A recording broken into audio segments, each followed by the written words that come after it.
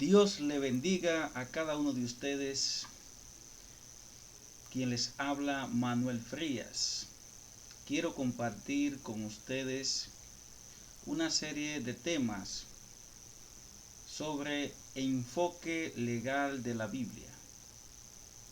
Voy a comenzar analizando desde una óptica legal pasajes de las Escrituras. En este caso, voy a tratar sobre la mujer sorprendida en adulterio.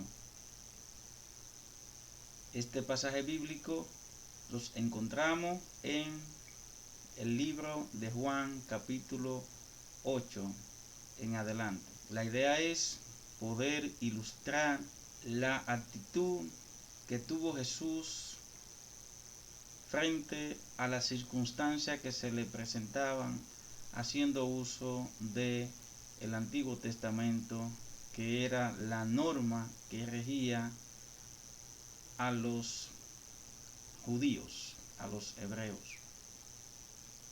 Iniciamos leyendo.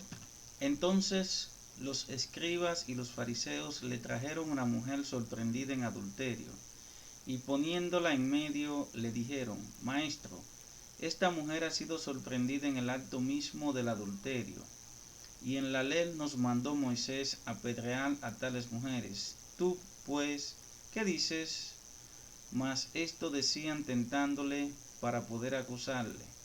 Pero Jesús, inclinado hacia el suelo, escribía en tierra con el dedo, y como insistieran en preguntarle, se enderezó y les dijo: El que de vosotros esté sin pecado, sea el primero en arrojar la piedra contra ella. E inclinándose de nuevo hacia el suelo, siguió escribiendo en tierra. Pero ellos, al oír esto, acusados por su conciencia, salían uno a uno, comenzando desde los más viejos hasta los postreros, y quedó solo Jesús y la mujer que estaba en medio. Enderezándose Jesús y no viendo a nadie sino a la mujer, le dijo: Mujer, ¿dónde están los que te acusaban? ¿Ninguno te condenó? Ella dijo: Ninguno, Señor. Entonces Jesús les dijo: Ni yo te condeno, vete y no peques más. Lo primero que vemos en este pasaje es que hay una discriminación de parte de los acusadores, es decir, de los escribas y los fariseos. Ellos solo le llevaron a Jesús la mujer y dejaron al hombre, y era lógico que si fue sorprendida en adulterio, también debían llevar el hombre, porque en el libro de Levítico, capítulo 20, versículo 10, dice: Si un hombre cometiere adulterio con la mujer de su prójimo, el adúltero y la adúltera indefectiblemente serán muertos. En Deuteronomio capítulo 22 dice: Si fuere sorprendido alguno acostado con una mujer casada con marido, ambos morirán, el hombre que se acostó con la mujer y la mujer también. Así quitarás el mal de Israel. Queda demostrado que la ley establecía que eran ambos que debían ser condenados por el adulterio. La sanción por el adulterio era la muerte. Esa muerte debía ser apedrada o lapidación, como se conoce. Eso tiene su fuente en el libro Deuteronomio capítulo 22. Los fariseos, cegados en su odio contra Jesús, tomaron solamente la mujer. Posiblemente el hombre era amigo de ellos o era parte de ellos. Ellos, por su odio, por su ceguera espiritual, no veían lo más importante de la ley, que era la justicia, la misericordia y la fe. Los fariseos sabían que Jesús no era la autoridad para conocer el juicio de adulterio, porque esa autoridad estaba dada al Sanedrín. El Sanedrín era una asamblea, un tribunal que conocía los casos que se le presentaban, sobre todo de orden religioso y civil. Eso lo podemos ver en Mateo 26:59, ya que el juicio que se le siguió a Jesús fue conocido por el Sanedrín. Debo indicar que el Sanedrín, bajo el Imperio Romano, le estaba prohibido aplicar pena capital de la muerte. Para esto debían ellos tener la autorización del Imperio Romano o de la autoridad que representaba al imperio. Es por esto que a Jesús lo llevaron ante Poncio Pilato. Los escribas y los fariseos le han presentado un caso a Jesús. Es decir, ellos están afirmando que la mujer fue sorprendida en adulterio, lo que se conoce como en flagrante delito, en el mismo acto. La finalidad de llevársela a Jesús no era para que Jesús le conocieron el juicio como un tribunal, sino más bien que ellos tenían por finalidad encontrar evidencias para acusarle. Querían meterlo al medio a Jesús, sacarlo del juego para poderlo llevar a juicio y luego matarlo, como al final lo hicieron, presentando falsos testimonios. Los fariseos no tomaron en cuenta que Jesús no vino a condenar el mundo, sino a salvarlo, dando su vida por muchos. Eso fue en su primera venida. Ya en su segunda venida, Él vendrá con el papel de juzgar.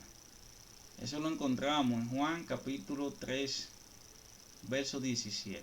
Jesús, a pesar de que no estaba en condición de juez, sino de maestro enseñando la palabra, le sigue el juego a los acusadores, aconsejando la consecuencia de la acusación, pero lo hace conforme a la ley. Es decir, él sigue el debido proceso de la ley. En ese entonces, la ley de Moisés, que era donde se regulaban las leyes civiles, políticas, ceremoniales y los 10 mandamientos. ¿Quiénes podían acusar a los pecadores? Conforme al libro de Deuteronomio capítulo 17 verso 6 se establece: al que ha de morir se le dará muerte por la declaración de 2 o 3 testigos, no se le dará muerte por la declaración de un solo testigo, porque es riesgoso condenar a una persona con la declaración de uno solo. Se debe siempre reforzar la carga de la prueba.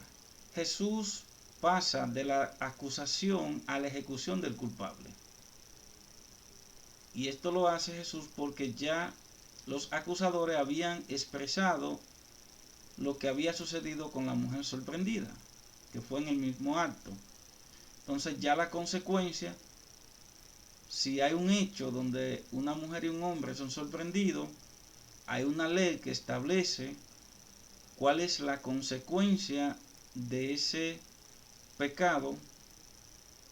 Entonces lo que queda es la sanción, aplicar la sanción ya por ese pecado, que es la muerte. Para esto Jesús entonces lo que hace es que procede a que alguien lanzara la piedra a la mujer.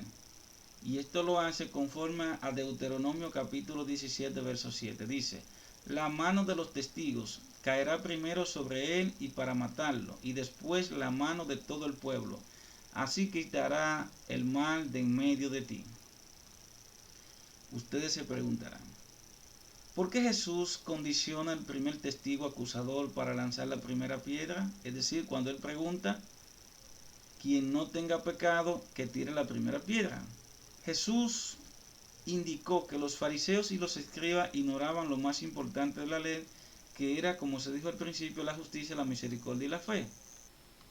Entonces Jesús, para aplicar un principio de misericordia, tiene que encontrar tachas en los testigos, es decir, debilidades en los testigos, por lo cuales estos, si bien ya declararon, no podían así lanzar la primera piedra. Es por eso que apela a la conciencia de los testigos. El falso testimonio era condenado, pero la hipocresía también, es decir, acusar a alguien de algo que el acusador también hace. Eso también era condenable.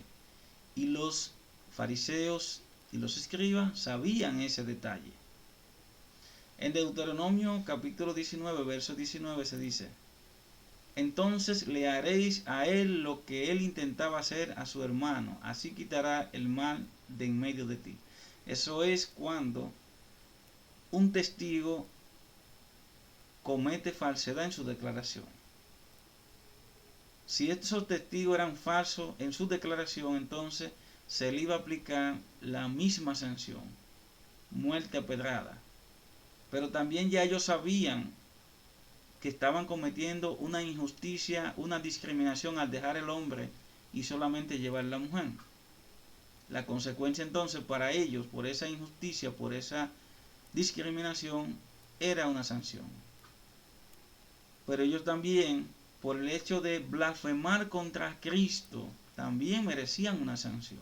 Por rechazar a Cristo, por su incredulidad, también merecían una sanción. Todos esos pecados y otros que ellos podían tener empezaron a servir de vehículo para acusarle. Su conciencia empezó entonces a recordar de que eran culpables.